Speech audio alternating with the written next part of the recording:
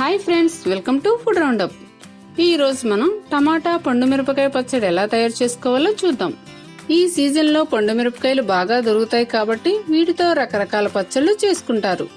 ఇంతకు ముందే మనం పండు మిరపకాయ నిలవ పచ్చడి, గోంగూర పండు మిరపకాయ పచ్చడి, పండుమిర్చి మునక్కాయ పచ్చళ్ళు చేసుకున్నాము. ఇప్పుడు చేసుకునే పండు మిరపకాయ టమాటా పచ్చడి కూడా చాలా బాగుంటుంది.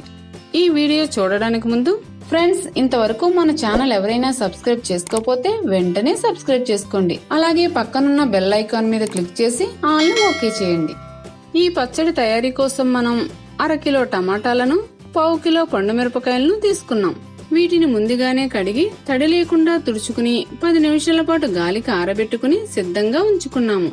ఇప్పుడు స్టవ్ మీద కడాయిలో 3 స్పూన్ల నూనె పోసుకుని అది హీట్ అయిన తర్వాత టమాటాలను ముక్కలుగా కట్ చేసుకుని వేసుకోవాలి.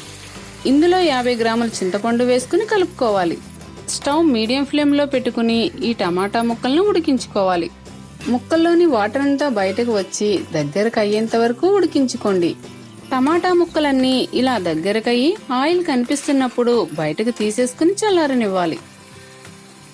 ఇప్పుడు ఆవపిండి కోసం స్టవ్ మీద కడాయిలో 2 స్పూన్ల ఆవాలు, 1 స్పూన్ మెంతులు వేసుకుని వేయించుకోవాలి. ఇవి చిటపటలాడుతూ మంచి సువాసన వస్తున్నప్పుడు బయటకు తీసేసుకుని చల్లారనివ్వండి.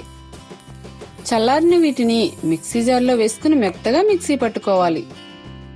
ఈ విధంగా మిక్సీ పట్టుకుంటే సరిపోతుంది. మిక్సీ జార్లో కట్ చేసి పెట్టుకున్న పండు మిరపకాయ ముక్కలు, 50 గ్రాముల కళ్ళుప్పు, 20 పొట్టు తీసిన వెల్లుల్లి వేసుకుని మిక్సీ పట్టుకోవాలి. ఈ విధంగా నలిగిన తర్వాత ఉడికించి పెట్టుకున్న టమాటా ముక్కలు, ఆవాలు, మెంతులు పొడి వేసుకుని మరొక్కసారి మిక్సీ పట్టుకోవాలి. పచ్చడి మరీ మెత్తగా కాకుండా ఈ విధంగా నలిగితే సరిపోతుంది. ఇలా తయారు చేసుకున్న పచ్చడి చాలా కాలం నిల్వ ఉంటుంది. ఇప్పుడు ఈ పచ్చడిలో ప్రస్తుతం ఎంతైతే వాడుకోవాలనుకుంటారో అంత పచ్చడిలోకి తాలింపును కలుపుకోవాలి.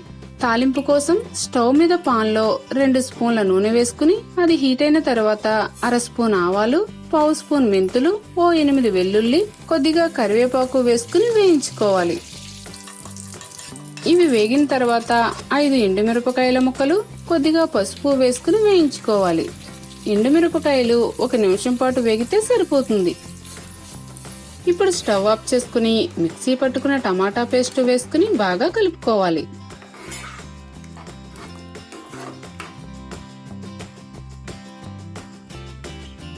చూసారుగా, చాలా టేస్టీగా ఉండే టమాటా పండు మిరపకాయ పచ్చడి చాలా సింపుల్ గా రెడీ చేసేసుకున్నాం.